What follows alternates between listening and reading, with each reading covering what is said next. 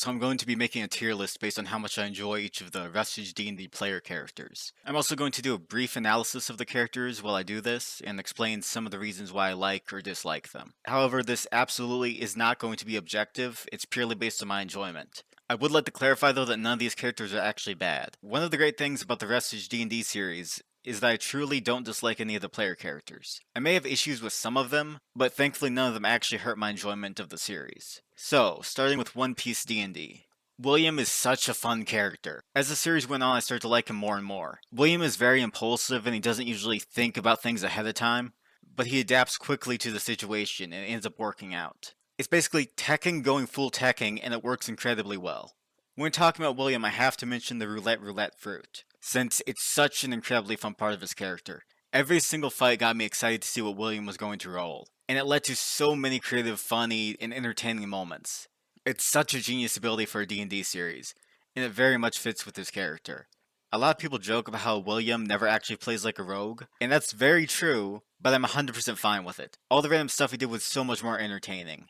Oh, and I gotta mention his awakening, which is theoretically one of the strongest abilities in existence. We only got to see it used once since it seems like it's somewhat restricted on when he can use it, but once he uses his awakening, the only real limitation seems to be what Rustage agrees to. And in-universe, the main limitation would probably just be William's intelligence, and what he can think of. He is a quick thinker, but he will absolutely summon a pregnant woman into a battlefield before he thinks of the optimal choice. But him doing stuff like that is one of the reasons he's such a great character. Another thing I want to mention is Doxy. I honestly was just not a huge fan of her character, but I do like William's connection to her. Him seeing some of himself in Doxy and deciding to essentially adopt her ended up being something that I really liked. The family dynamic of William, Doxy, and Boss is oddly wholesome. I'm glad that even after disbanding his crew, William still had a family. And as shown in the epilogue, William is now working with the Revolutionary Army, which, after everything, feels fitting for his character. I gotta put William in S tier. He's just such a fun character. And out of every player character, I think I'm the most satisfied with his ending.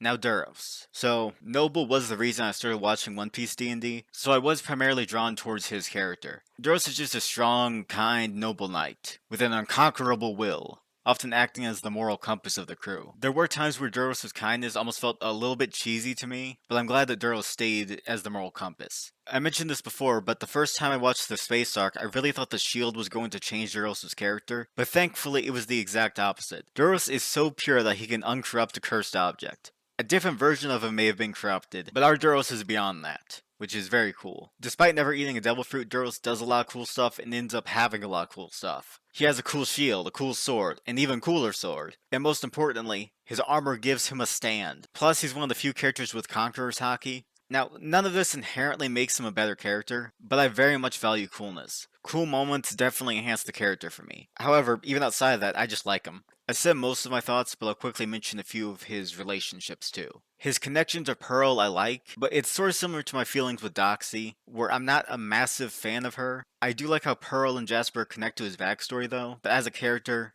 but I like the connection. His relationship with Luna, I can also kind of take it or leave it. I like it as an ending to his character, but outside of that, I don't really care much about Luna. Lack of screen time is probably one of the reasons I feel this way about Luna. Now, his connection to Damien. As a relationship, it barely exists. But as a piece of backstory, it's incredibly cool. There were a few moments in One Piece D&D that implied the existence of this knight that battled Duros. In episode 68, we sort of got to see Duros' memory of him. Later on in Marines, we found out that the knight was Damien, and it was extremely cool. This fact doesn't really increase my enjoyment of Duros specifically, but it does kinda increase my enjoyment of Noble. Him making the knight more relevant and playing as him is super neat, and connects his two series together. Also another sort of irrelevant thing, but Duros' art has always bugged me. It's not bad art, however it really does not end up matching his character. I think the expression is the main thing that bugs me. The card art and poster art are peak Duros though. But anyway, I gotta give Duros an A tier. I've gotten a lot of enjoyment from him. Verona I ended up liking way more than I expected to. I think for most of the series I would have ranked him B tier. Nothing too special, but towards the end of the series I started to realize how much I liked him. His Devil Fruit allowed for so many cool moments. Partially thanks to Spooky for thinking of creative uses for his character's power, partially thanks to Rustage for going along with it and giving all the things he animated unique personalities. He frequently animated medkits and his guns in combat, but outside of that he's animated so many other cool things. He animated the iconic cocaine grenade, animated animated a severed hand. I believe he's animated a wall for information. And of course, he's animated Duros' sword so they can feed it the devil fruit. Plus, he's animated a certain amount of other cool objects. The creativity with his devil fruit truly felt endless. And he wasn't even awakened. I'm gonna go on a small tangent talking about his awakening.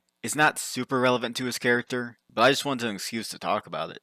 I don't believe this is confirmed, but it's implied the Void Agent Verona was awakened, since he had the ability to animate characters within paintings, and then have those characters come out of the paintings and attack, which is an even more absurd power. It kinda reminds me of the Fuda Fuda or Brush Brush Fruit's power, but along with the Annie Annie's other abilities. I assume this awakening isn't just exclusive to paintings and is more concept based. Like, I assume if he animated a bear statue, for example, he could have it function like a hyper realistic bear or something if he chose to. Or if he animated a statue of a person, he could have that act like the person. Perhaps he'd be able to copy their voice and mannerisms or something too. I don't know exactly how that would work, but it is absolutely crazy. And the more you think about it, the crazier it gets. I'm kind of going wild here, but with this awakening, would it be possible to animate concepts without giving them life? For example, if Verona had a replica toy lightsaber, and then he animated it with his awakening, could he make it function like a Star Wars lightsaber? Would that work? Probably not. However, Void Verona did animate the paintings of a cowboy and a swordsman, and the sword and gun were both functional, so maybe he could? Or at least if he made a painting of a swordsman with a lightsaber, or some crazy weapon, maybe it'd be functional for the painting? I don't know. But by default, the Annie Annie fruit is incredible. And with the awakening, the possibilities really are limitless. I should probably move on and talk about the actual character. Talking about his awakening isn't super relevant to this video, but the point I'm trying to make is that this power, how it was used, and how it had the potential to be used, significantly improved my enjoyment of the series. However, his devil fruit, of course, wasn't the only reason I liked him. Verona felt somewhat stoic and a bit reserved, which theoretically may not work super well for a social game like D&D, but for Verona they ended up working perfectly. His personality really isn't a limitation. For me, Verona frequently stole the show. Whether it be something smart he did, or a cool piece of his backstory becoming relevant, or him trying to break out of his shell by attempting comedy, all peak Verona moments. His relationship with Lissa is another thing about Verona that I like. For most of the series, the love is very one-sided. Verona doesn't really feel emotion much anymore, so it doesn't have much of a reaction, but eventually he comes around and decides to give it a chance. Seemingly in the end, Verona got to live a relatively normal, happy life, which I like. So much about Verona I ended up enjoying, so he easily gets put in A tier. Ragnar. I'm a bit unsure how to feel about Ragnar. Throughout the campaign, I absolutely enjoyed him, but I don't know if I consider him a favorite. It's weird because in the campaign there were absolutely times where I was enjoying Ragnar more than all the other player characters. Like if you added up all the enjoyment I got from the other player characters, I think I've probably gotten as much, if not more enjoyment from Ragnar than I have with, like, Duros, for example, but I'm not confident in putting Ragnar in the same tier as them. One of the reasons for feeling this way is just because Ragnar's story isn't finished yet. For better or for worse, the final few arcs of One Piece D&D very much shaped his character in a new direction. His desire to be the strongest and be able to protect his friends led him to becoming addicted to drugs, essentially. And we're going to see the ramifications of that in One Piece D&D Marines. If you want more information on Ragnar, I highly recommend you watch Briggs' video. If I kept talking about Ragnar, I basically just end up quoting Briggs' video. So yeah, watch that, if you haven't already for whatever reason. But since Ragnar's story isn't finished yet, I can't give him above a B. I'll just have to wait and see what happens. Now, moving on to Isekai D&D characters. Cody. I don't have any strong opinions on Cody, he's just consistently solid. I think Isekai D&D would be worse without him, and he has some cool moments like going into Big Ape mode, but despite that, I wouldn't consider him a favorite. Personality-wise, he's a gym bro who cares about fitness and health. He's a vegan, which ties into him being a druid, although he doesn't actually know what is and isn't vegan, which also connects to him not being the most intelligent. He absolutely isn't dumb. He just lacks knowledge on certain things, I'd say. I wouldn't say that it's a massive defining part of his character, though. In fact, none of these things are the core of his character. Most of the time, he's just a nice, supportive bro, who sometimes kind of acts as the straight man of the group. As I said, Cody isn't one of my favorites, but he absolutely makes Isekai D&D a better series. Another important element I should mention is his relationship with Littlefeather, which I think is fine. Not something I'm super invested in. I feel like with them, I'm more so interested in the consequences of their relationship. and the connection they have with each other instead of any actual romance, if that makes sense. I feel like Cody is the only one in the party with a real connection to Littlefelder, so their relationship is good for making Littlefelder feel like a proper brewer, and their relationship will probably lead to some interesting stuff towards the end of the series. Will Cody stay in this world with Littlefelder, or will she go with him to his world, if possible? Will they separate? I don't know, but I like that something interesting will likely come of that. Overall, I'd rank Cody a B. Very solid and fun character, but he doesn't steal the show from me, he just enhances it. Pitbull, or the Shark. Out of every character, I think the Shark slash Pitbull is the one I'm the most hesitant with talking about. Now, the Shark doesn't hurt my enjoyment of the campaign. As I said, Rustage's D&D series truly don't have any characters that I properly dislike, but I am not a Shark fan. Let me be clear, I think Daniel Green has a great synergy with the other players. My issue is not with him at all, it's just with the Shark. I think immediately there was a slight issue with how the other player characters are generally morally decent, meanwhile the Shark is more chaotic, leaning towards evil. He's a gangster loan shark after all, but him being kind of morally questionable makes him feel a little disconnected from the other players at times. I can imagine Cody, Anthony, Norman, and old Tony all wanting to hang out with each other even after the journey is over. They're sort of like a family, but the Shark as he is, I'm honestly not sure. Now, there isn't anything inherently wrong with being a bit morally questionable or evil as long as you're decently cooperative with the other party members. And the Shark is. So this isn't a serious issue. There's nothing truly wrong with playing this way. I'm just not particularly into it in this case. Another slight issue I have comes from his class. Every other player character is a spellcaster with the potential to do absolutely crazy things. Meanwhile, the Shark is much more limited in what he can do since he's a fighter. He is a Battlemaster fighter, but he's still a fighter. Him feeling a bit underwhelming compared to spellcasters isn't the fault of Daniel or Daniel. However, I do think Rustage could give the Shark a little bit of help. Giving him a few magic items is a simple solution, but I think the best way of buffing the Shark would be to have Jesus give him some kind of additional powers. If his training with Jesus only lets him multi-class a few levels into Monk, I honestly don't think that'll help too much. Arguably, this is going to make him weaker than just staying a single-class fighter, so some kind of utility buff, or it could just be a damage buff I suppose, would be nice I think. And the final issue I have is that he feels inconsistent. I'm sure all the player characters are inconsistent sometimes. Sometimes they forget a few things, or they change their minds about something, but with the Shark, I really notice it sometimes. You could say that being chaotic and inconsistent is part of the Shark's character, and that's kinda true, but for me I don't know if it's the type of chaotic and inconsistent that I enjoy. The Shark will be anti-child murder, and then apparently be pro-child murder. He'll befriend someone and then disregard them next episode. He'll plan to manipulate his god for power, and then change his mind next episode. He'll be a pacifist, and then sorta change his mind, and then just decide to be against killing. Although, being a pacifist wouldn't really work in D&D too well, especially not as a fighter, so I get it. Also, his backstory got sort of retconned, which I'm a little mixed on. If it makes for a better story, then I suppose I'm fine with it. Now, maybe not all the stuff I'm listing is actually an issue, but my point is that it feels inconsistent to me, and I'm not a huge fan of that. However, this is just how I currently feel, but that could change. You know, recently the Shark, now Pitbull, has been really focusing on some type of redemption. There's maybe been a few setbacks, but redemption is where we're headed. I'm not fully convinced yet. If he murders someone next session, I would not be surprised at all. But I am excited to see what happens next. Personally, I either want full redemption, or as redeemed as he can be after, murdering a child and stuff, or I want him to go full evil. I just don't want a kind of back and forth. That's not super fun for me. Now, I know I've been critical of the Shark, but I seriously think he could become a favorite. I don't actively dislike the Shark. He just has moments that I'm not a huge fan of. But he also has some great moments. In fact, I believe the Shark is the reason the Otherworldly Brewery exists in the first place. And he has had a few cool moments where he really shows off his strength. But because of the issues I have, I'm going to hesitantly put him in C tier. Truly, he isn't that far behind the other characters. Like, a part of me wants to make him in B tier alongside Cody, just because, even if it isn't always positive, I am more interested in seeing what happens with Pitbull than I am with watching what happens to Cody. But I'm still gonna stick with my guns and put the Shark slash Pitbull in C tier. Norman is absolutely one of my favorite characters. This will probably reflect poorly on me, but I find him to be easily the most relatable character. There are so many times where he does something I think to myself, yeah, I'd do that too, or yeah, I'd want to do that. If I elaborate any further, I'll just be exposing myself, so I'll just leave it at that. But yeah, Norman is hilarious, relatable, and a bit of a loser. He's just like me for real for real. Easy S tier.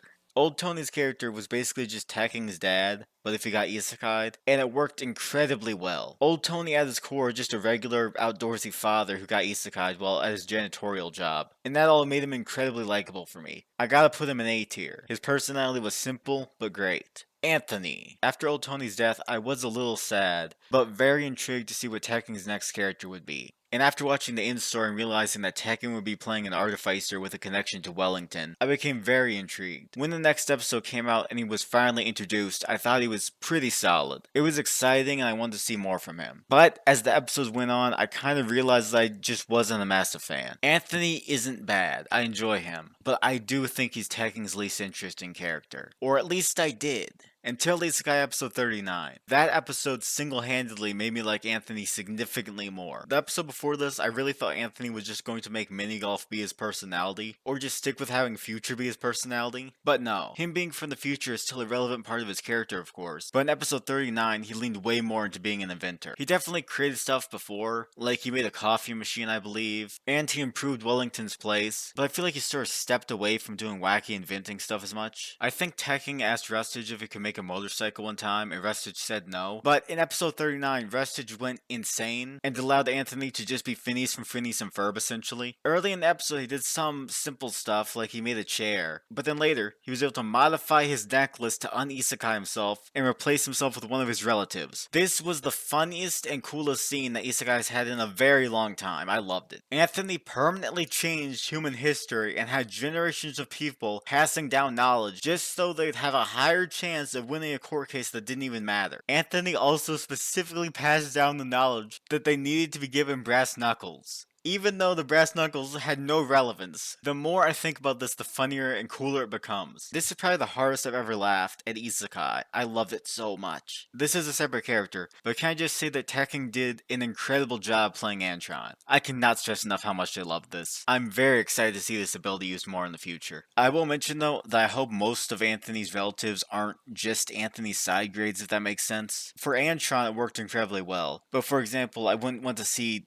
Antonio show up and it's just Anthony but Italian, you know? I think that'd feel a little goofy if it's done too much, maybe. So I'd rather them kind of be unique characters more so. This probably won't be an issue, but I just thought I'd mention it anyway. I am very much caught up in the hype of episode 39. And 40 was pretty good too, honestly. The bomb stuff was hilarious. I really hope Anthony does more cool stuff in the future. Like, if he wants to pull a Frankie and Fortnite build, he should be allowed to do that. Being a master inventor is such a cool aspect of his character, and I hope it's focused on more. But even if modifying his necklace is the limit of Anthony's inventing, I'm fine with that. I still think that's awesome. I'm gonna be honest, I was gonna put Anthony in C tier. That was until I saw episode 39. Previously, he just felt like a guy from the future. Now, there's still a lot of Tekken to do some fun improv and make some silly jokes about the future, but he really felt significantly less interesting than old Tony. For me, at least. But now I'm persuaded. Anthony's B tier now. This could raise or lower, but I'm starting to believe in the hype. Now, moving on to Marines characters.